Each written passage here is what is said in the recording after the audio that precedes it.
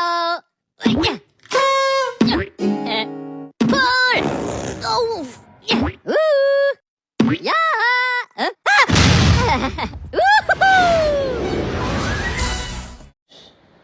Hi everyone, I am Loris J.G. Salvador from Isabel State University, Kawain Campus. I'm taking a Bachelor's of Science in Information Technology, Track Web and Mobile Application Development. For today's video, I will discuss about straight-through and crossover cable. In the context of networking, straight-through and crossover cables are the two types of Ethernet cables used to connect different network devices. They differ in how the wires inside the cable are arranged and determined. To construct a cable 1, we will need two RJ45, a crimping tool for RJ45, and 5 meters UTP cable. First, let's discuss this straight-through cable. A straight-through cable is the most common type of Ethernet cable. It is typically used to connect different types of devices such as a computer to a network, switch, a router to a modem, or a switch to a router. The key characteristic of straight-through cable is that pin out of the connectors of both ends of the cable is identical. This means that pin 1 on one end connected to pin 1 on the other end, and pin 2 to pin 2 and so on. The use of straight-through cables is connecting a computer to a switch or hub, connecting to a router to a modem, and connecting to different devices like computer to router or many more. Wiring standard of straight-through cables typically follow the T568A or T568B. That's standard. Just like pin 1, white orange, orange, white green, blue, white blue, green, white brown, brown.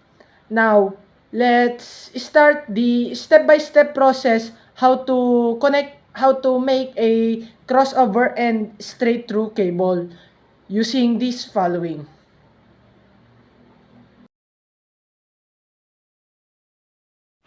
First, we must open the UTP cable so we can see the different color for the straight-through cable.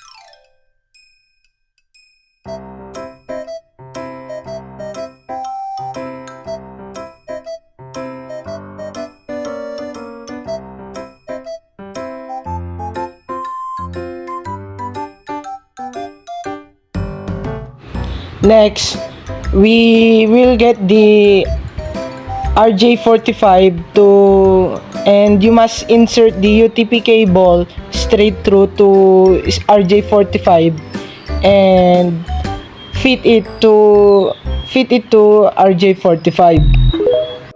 We must fix the RJ45 and UTP cable so we don't have any errors after we lock the RJ45.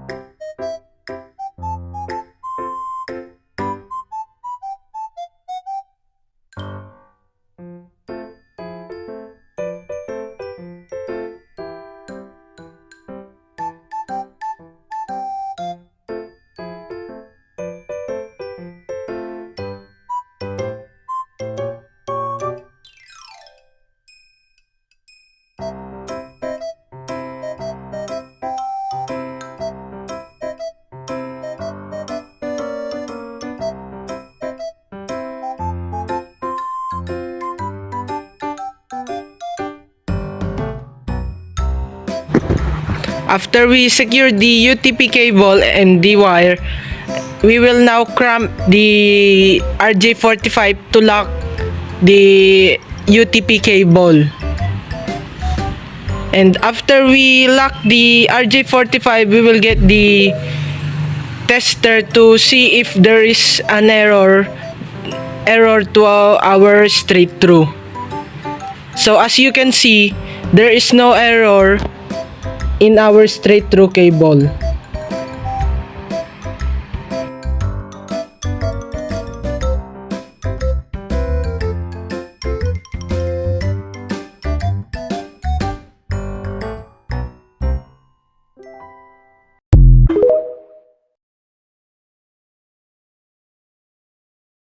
Now, let's discuss the crossover cable. The crossover cable is used to connect similar devices directly without the need for an intermediary device like a switch or hub.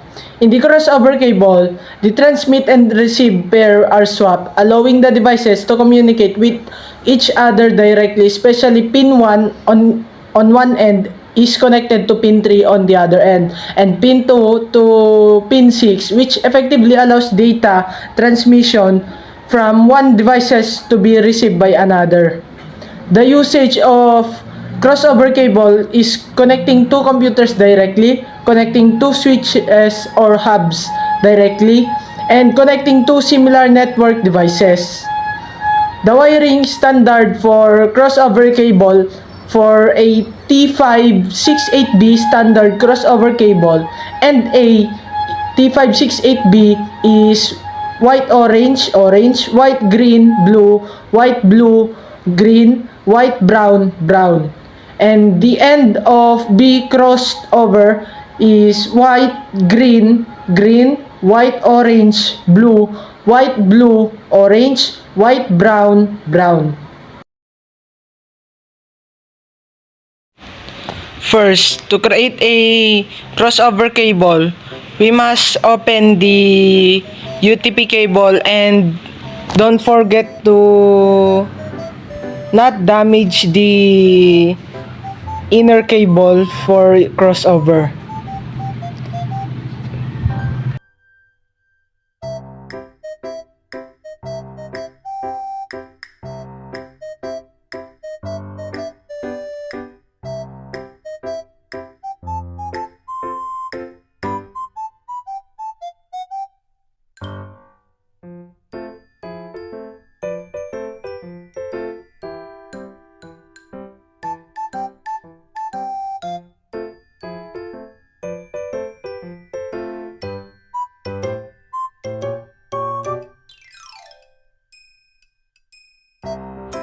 After we fix the UTP cable and the color coding, we will get the RJ45 and insert the UTP cable to create a crossover cable.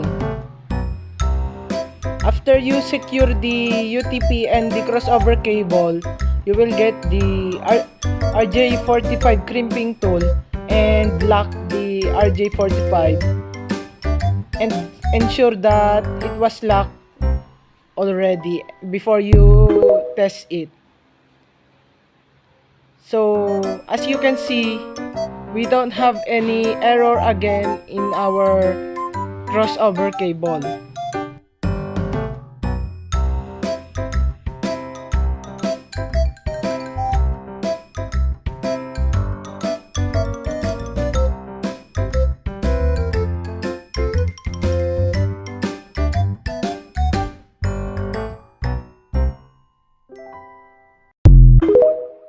So we finished creating a straight through cable and crossover cable without an error.